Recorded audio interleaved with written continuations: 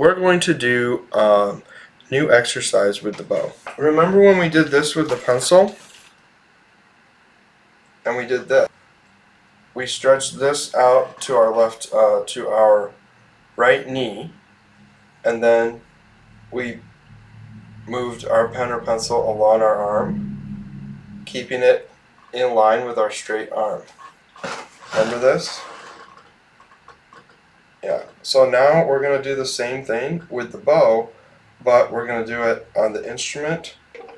We're going to get into the shoulder position, and you need to make your bow hold, okay, with your bow. If you need to, you can get your bow hold first with the help of your other hand, and then pick up your instrument if you need to. Make your bow hold, and then hold your bow like this so it feels lighter and you can keep your bow hold nice and secure. Then pick up your instrument. Get into the shoulder position. Remember, we don't want it over here. We don't want it here. We want it in between. Okay? Now, we're going to slip our bow underneath the strings behind the bridge, like this. Underneath the strings behind the bridge.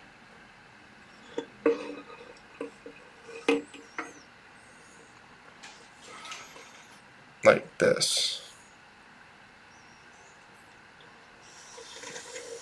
Aha. So your bow here is going to drag along on the wood of the instrument, and your stick of the bow is going to ride up against the bridge. And the most important thing to do is to keep the stick flat against the bridge. Let's see if I can show you this up close. Can you see that the bridge is a straight line? And the bow is a straight line. I need to make them straight and level together, like this. And when I move the stick up and down, I need to keep the stick flat up against the bridge, like this, all the time. I'll show you what it looks like. I keep it flat against the bridge, and I go down, and I go up. I go down, and up. When I go up towards my instrument, when I run into the instrument with my thumb, I stop. And then I go back. All the way till I run out of stick. And then I go back. Now, how do you know if your stick is flat against the bridge? Well, there's a few ways. One, you can look at it. You should be able to see the stick is flat against the bridge. If you're not sure, if you're still not sure, you can rock the stick against both sides of the bridge, back and forth, like this. Rock, rock, rock, rock, rock. Then pick one side and slowly go to the next side until you feel the stick touch the other side of the bridge. And when you feel it touch, stop. And then you'll be flat against the bridge.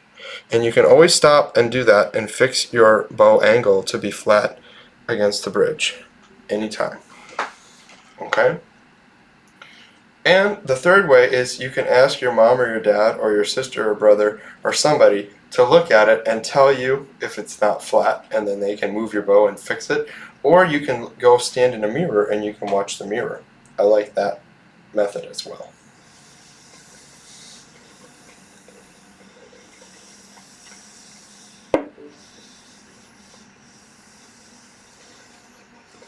And then in this position, we're just going to go down, away from our instrument with our hand, And then we're going to go up towards our instrument with our hand. Down, up, down, up.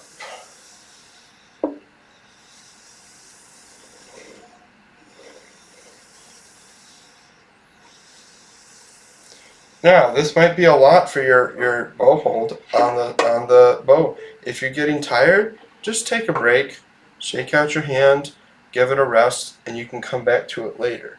Okay? If we decide that you need a bow hold that's a little bit easier on the bow, we'll have you hold the bow closer to in front of the frog, like in front of the winding, close to the balance point. Balance point is usually a few inches above the winding, and we can put our first finger or second finger, middle finger close to the balance point and then form the bow hold, and it will be easier for you to play in the beginning like that.